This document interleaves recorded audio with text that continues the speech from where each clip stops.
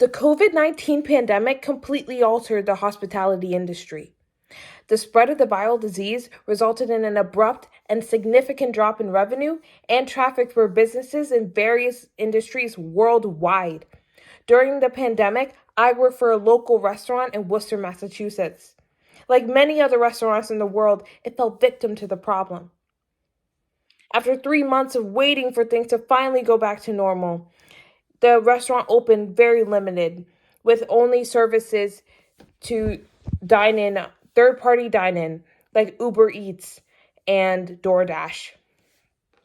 As restaurants opened, many preferred to just seek employment elsewhere as the work was 2 times as more stressful. The lack of staff made the workload overwhelming and very stressful, and this directly affected the efficiency of the restaurant. Hiring is essential to the success of every single business.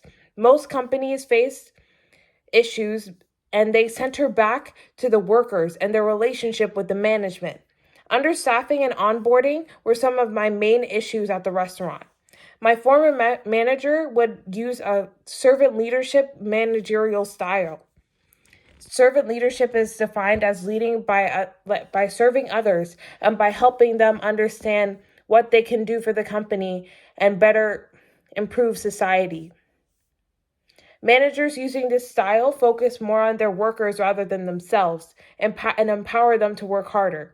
But this is only effective if the work environment itself is already non-stressful and working as a unit.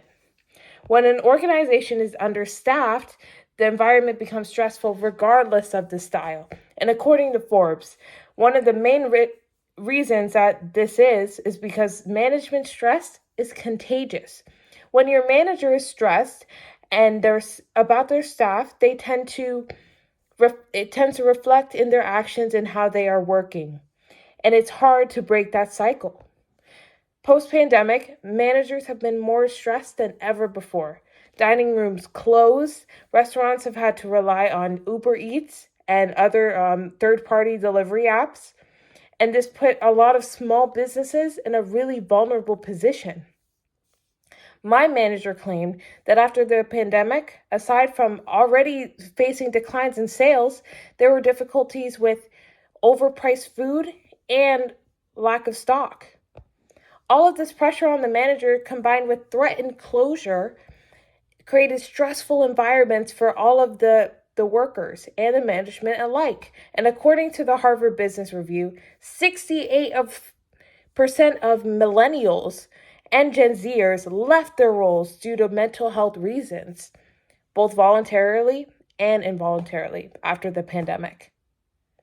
And when asked how they deal with employees' lack of self-motivation, my manager claimed that they discussed the issue directly with them. But sometimes the problem is deeper than that. When stress happens in the workplace, it is assumed that when burnout happens in the workplace, it is assumed that it's the employee's fault. But sometimes it is the fault of the organization itself. The root is in how things are run in the company and how things can be improved. And I believe that if we study the root more than blaming the employee itself, we can improve stress in the workplace.